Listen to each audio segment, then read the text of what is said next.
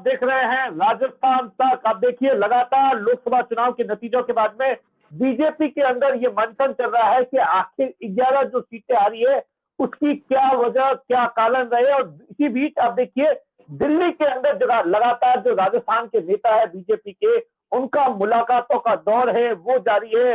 ये मोदी से मुख्यमंत्री की मुलाकात के बाद में भी ऐसा बताया जाता है राजेंद्र राठौर से लेकर सतीश पूनिया और तमाम नेताओं की जयपुर दिल्ली के अंदर मुलाकात हुई है। आखिर इस मुलाकात के पीछे क्या कुछ कहानी है, तमाम तरीके से कयास लगाए जा रहे हैं। लेकिन इसी बीच एक बहुत बड़ी खबर आई है। खबर यह है कि दरअसल जो 11 सीटें हारी थी वहां पर एक लिस्ट तैयार की गई है जिसमें बीजेपी के उन नेताओं का नाम है वहां पर कि बीजेपी के अंदर रहकर कुछ ऐसे नेता थे जिन्होंने बीजेपी के अंदर रहकर दिखावे के रूप में बीजेपी का साथ दिया और अंदर खाने हैं वो पार्टी के साथ में भीतरघात किया है। ऐसे क्योंकि आप देखिए जो 11 जो लोकसभा सीटें हैं उसमें से 49 विधानसभा सीटें हैं जहां पर बीजेपी पीछे रही, उसमें से 27 विधायक है। तो ऐसे कई मंत्री है, कई विधायक है, कई संगठन के पदाधिकारी है और ऐसा कहा जा रहा है कि इन तमाम जो पूरी लिस्ट तैयार हुई है वो दिल्ली के अंदर भेजी गई है और उसके बाद कहा जा रहा है कि कुछ बड़ा होने वाला है।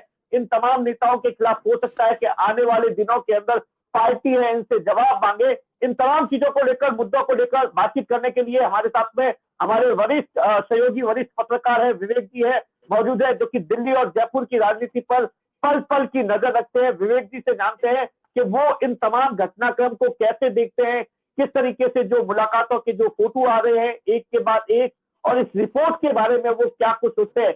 विवेक जी, जिस तरीके से जो एक रिपोर्ट ऐसा बताया जाता है कि जो मंथन हुआ है उसके बाद में कुछ एक नेताओं की सूची तैयार की गई है जो दिल्ली भेजी गई है जिसके अंदर कुछ विधायकों के नाम है, कुछ मंत्रियों के नाम है, कुछ जो है वो पार्टी के पदाधिकारियों के नाम है। ये वो नेता है जिन्होंने बीजेपी को प्रत्याशी था उसे उसके साथ में या तो भीतरघात किया या पूरी तरीके से सक्रिय नहीं रहे या कहीं विपक्ष का साथ दे दिया। तो ये पूरी कहानी क्या है, इन तमाम चीजों का क्या कुछ मायने हैं, क्या मतलब है? कि देखिए दिनेश, राजस्थान में भाजपा ने जो 11 सीटें हारी है उसके कई प्रमुख कारण रहे हैं। शुरुआत से ही जो कहेंगे कि एक रणनीति बनती है हमेशा, उसे रणनीति बनाने में ही भाजपा विफल रही।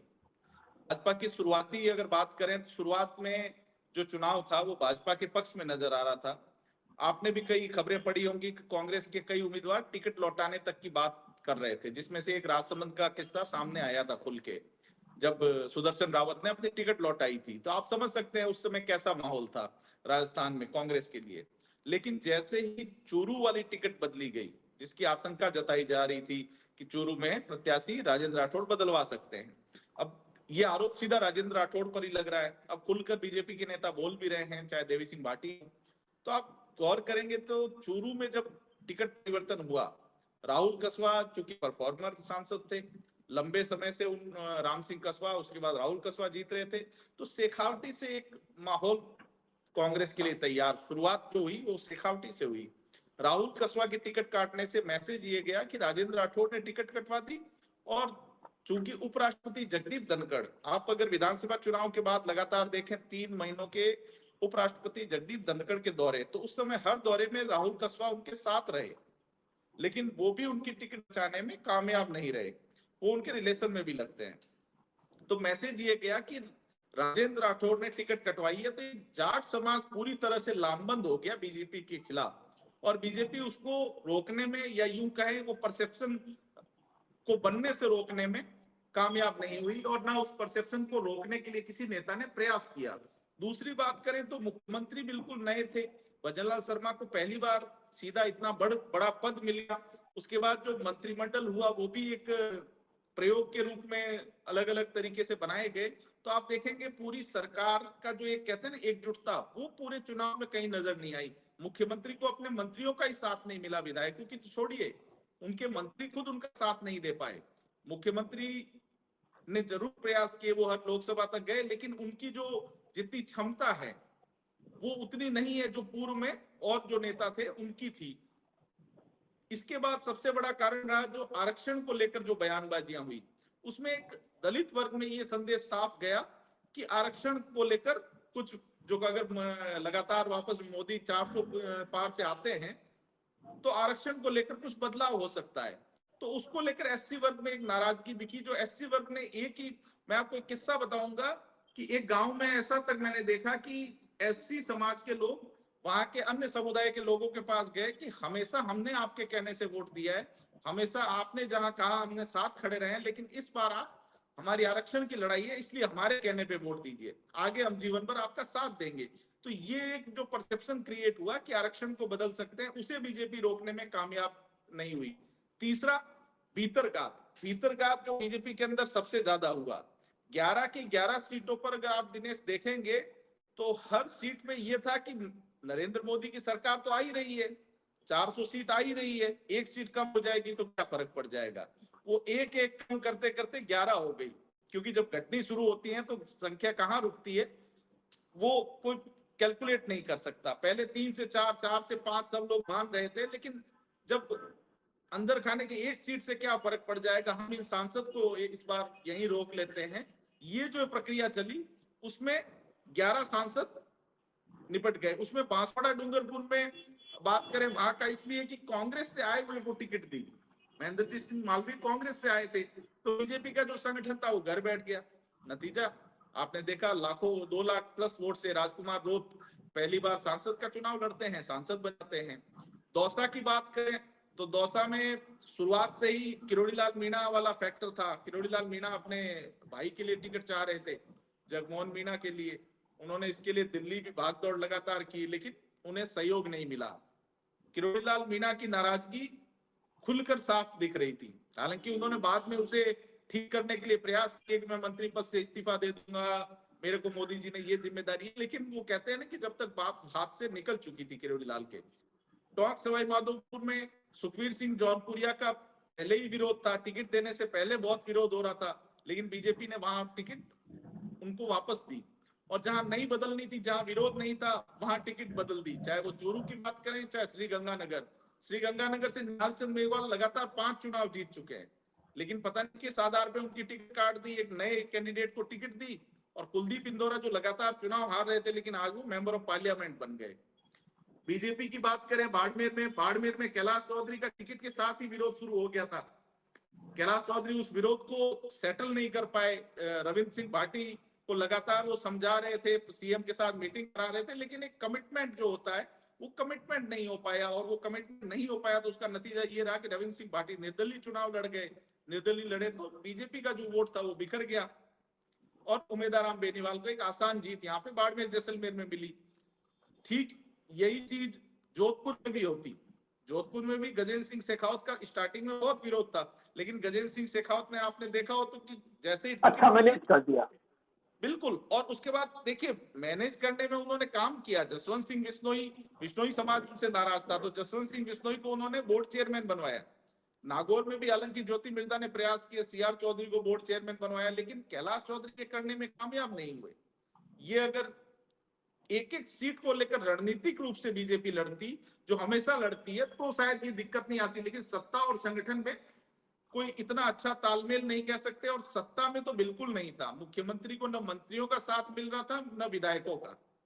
जी क्या लगता है ये जो बयानबाजी का जो दौर शुरू हुआ है, जैसे ही मंथन, एक तरफ देश के प्रधानमंत्री से मुख्यमंत्री मुलाकात करते हैं, दूसरी तरफ देवी सिंह भाटी ये बयान दे देते हैं राजस्थान के अंदर कि जिस तरीके से राजेंद्र राठौर पर ठीकरा फोड़ देते हैं, देवी सिंह भाटी किसके लिए ये तमाम चीजें किसी के इशारे पर कर रहे हैं, या उनके बयान के क्या मायने। उससे पहले देखिए राहुल कसवा ने एक बयान दिया जिसमें वसुंधरा राजे की तारीफ की, और उसके बाद देवी सिंह भाटी का इस तरीके का बयान आना। देखिए, राहुल कसवा हो या देवी सिंह भाटी, ये वसुंधरा राजे गुट के माने जाते हैं, इसमें कोई दो राय नहीं है, लेकिन देवी सिंह भाटी अपनी बेबाक बात कहने के लिए भी जाने जाते हैं। हर बार ऐसा नहीं लगता मुझे कि देवी सिंह भाटी ने किसी के कहने से वो बयान दिया है। एक आम राजस्थान में किसी को भी पूछेंगे तो यही कहेगा कि राजस्थान में जो एंटी जाट माहौल बना बीजेपी के लिए, उसकी शुरुआत चूरू से हुई, ये हर आम आदमी कहेगा। तो इसमें कोई, मुझे नहीं लगता कि देवी सिंह भाटी को किसी ने प्रवोक किया या उनसे कोई ये बयान दिलवाया गया है। राजेंद्र राठौड़ को लेकर ये बात शुरू में ही आ गई थी, जब चूरू में आपने देखा होगा कि राहुल कसवा ने जो चुनाव लड़ा वो देवेंद्र झाझड़िया के खिलाफ नहीं लड़ा, उनके बहुत कम बयान आप देखेंगे जिसमें उन्होंने देवेंद्र झाझड़िया को लेकर कुछ बोला हो। उनके निशाने पर काका जी रहे, और काका जी मतलब राजेंद्र राठौड़। तो ये हर आम आदमी कह रहा है, हर आम बीजेपी का कार्यकर्ता कह रहा है कि जाट समाज के दूर होने का कारण कहीं न कहीं राजेंद्र राठौड़ की टिकट में दखलंदाजी रही। जी सर, क्या लग रहा है विवेक जी, जो दिल्ली में आपकी बातचीत हुई होगी, जो ये तमाम मुलाकातें हुई है, एक रिपोर्ट जो हार को लेकर गई है, उसके बाद में किस तरीके का रिएक्शन है, किस तरीके का केंद्रीय नेतृत्व है, तमाम जो बड़े बीजेपी के नेता है वो जिस तरीके से मुलाकात कर रहे हैं, चाहे प्रधानमंत्री से मुख्यमंत्री जी की मुलाकात हो, या यहाँ के गवर्नर की मुलाकात हो, या अमित शाह से राजेंद्र राठौड़ की मुलाकात हो, इन तमाम मुलाकातों के क्या कुछ मायने हैं? क्या कोई अंदर खाने कोई बड़ी खिचड़ी पक रही है? कहने वाले तो ये भी कह रहे हैं, राजनीतिक तरीके से कयास लगाया जा रहा है कि हो सकता है आने वाले दिनों के अंदर कोई मंत्रिमंडल के अंदर विस्तार दिए जाए। ये तमाम उसकी कवायद है। और उसके बाद में मेरा एक और सवाल है कि जो एक लिस्ट बनी है, क्या लगता है उस पर कुछ कार्रवाई होगी, या क्या उस लिस्ट के बनने का क्या मायना है, और भविष्य के अंदर क्या हो सकता है उसको लेकर? देखिए दिनेश, राजस्थान को लेकर केंद्रीय नेतृत्व काफी चिंतित है।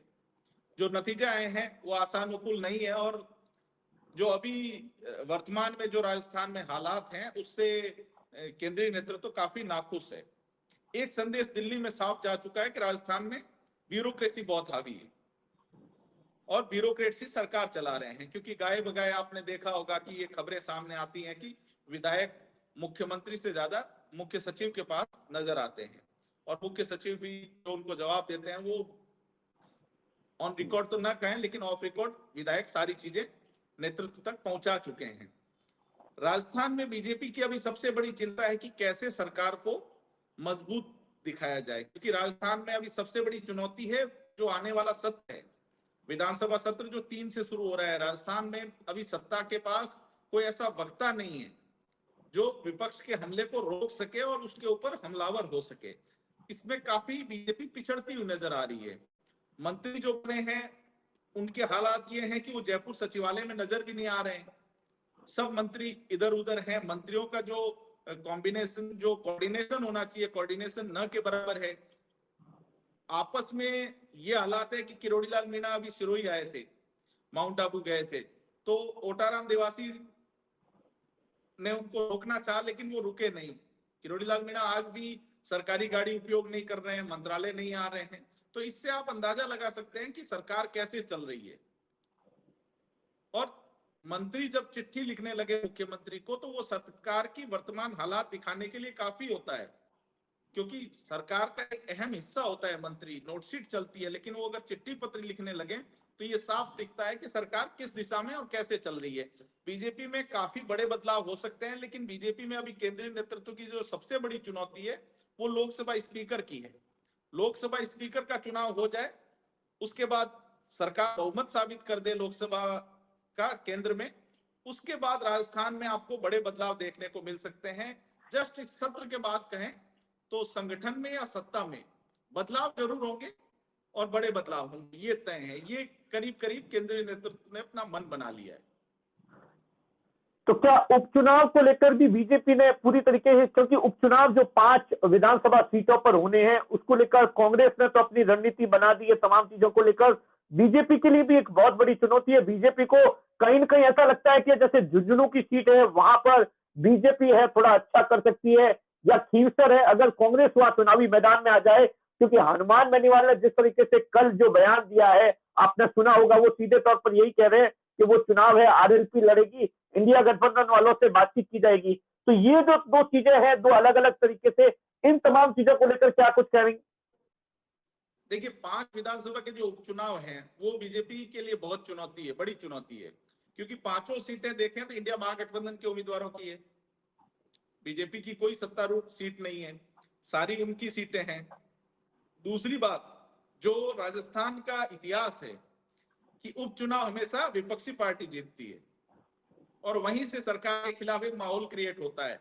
पिछली सरकार की बात करें, चाहे उससे पिछली सरकार की बात करें, तो उपचुनाव से ही सरकार विरोधी लहर शुरू हो जाती है।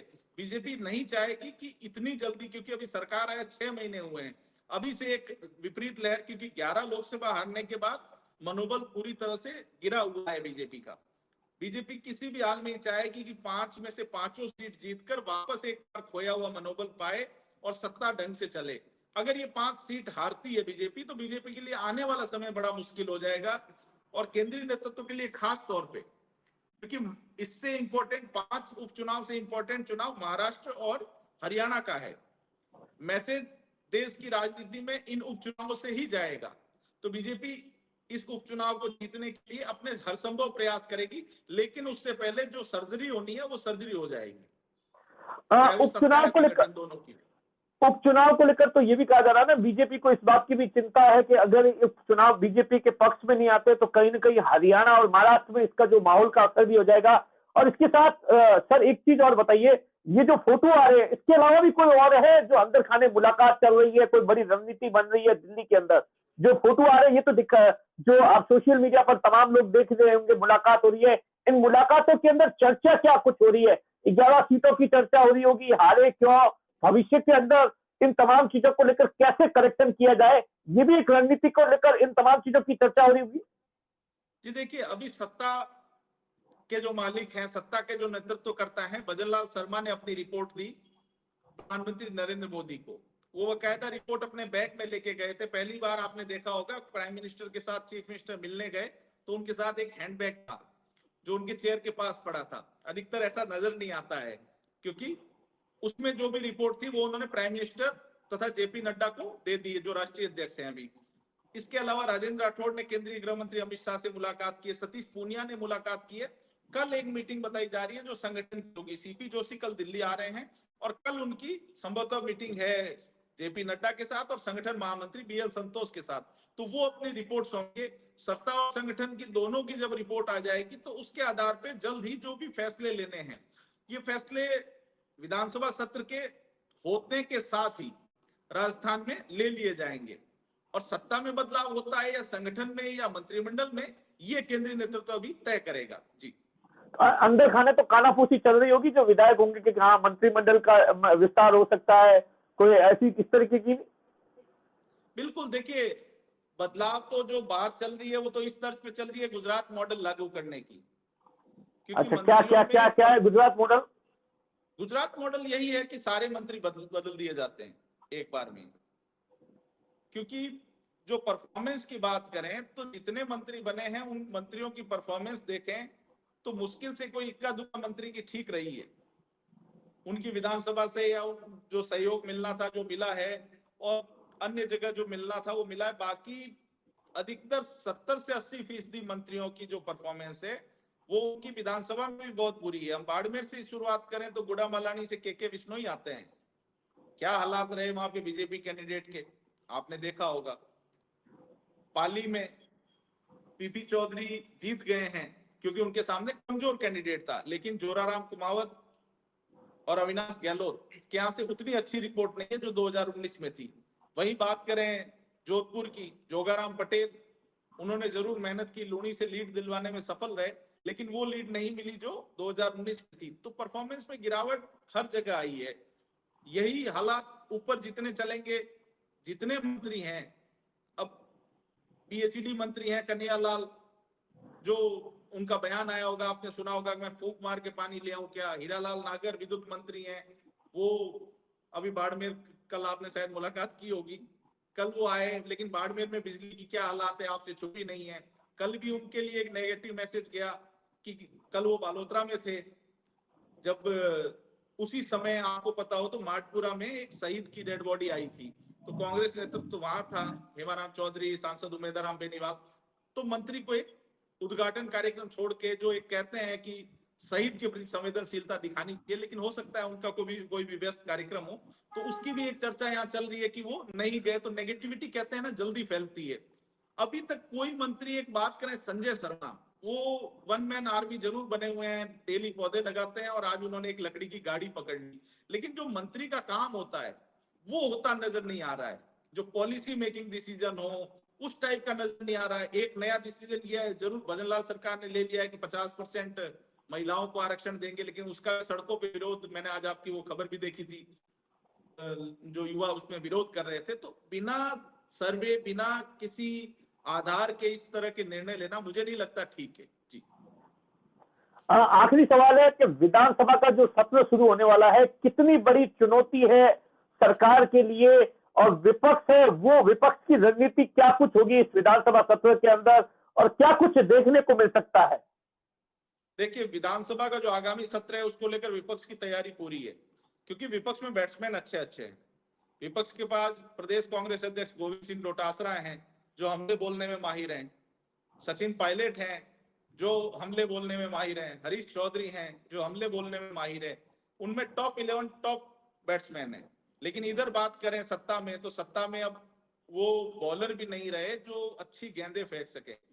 सत्ता के लिए बहुत बड़ी चुनौती है ये बजट सत्र, क्योंकि कांग्रेस पूरी तरह से हमलावर तो है ही है, साथ ही कॉन्फिडेंस के साथ है, क्योंकि कांग्रेस का 2014-19 सूखा गया है और इस बार 11 सीट लेके गई है। तो उसका असर साफ विधानसभा सत्र में नजर आएगा। कुल मिलाकर हमने तमाम मुद्दों पर बातचीत की। मोटे तौर पर यही है कि आने वाले दिनों के अंदर ऐसा कहा जा रहा है कि तमाम दिल्ली के अंदर जो मुलाकातें हुई है उसका असर आने वाले दिनों में देखने को मिल सकता है। नमस्कार।